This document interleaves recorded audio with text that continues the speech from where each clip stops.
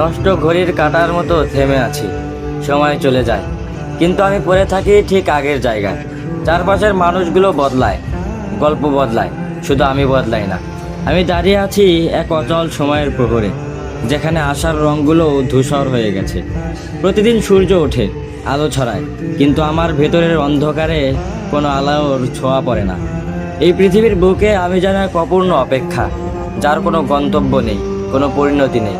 নতুন দিন শুরু হয়, কিন্তু আমার জীবনের ক্যালেন্ডারে দিনগুলো শুধু কষ্টের পাতায় লেখা থাকে। লোকজন বলে সময় নাকি সব ঠিক করে দেয়, কিন্তু আমার সময়ই তো বিকল। আমার সময়ই তো নষ্ট ঘড়ির মতো আটকে আছে।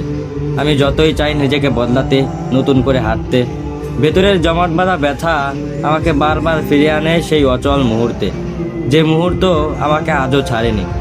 আমি জানি এই থেমে থাকা আমার ইচ্ছার না, আমার অসহায়তার নাম।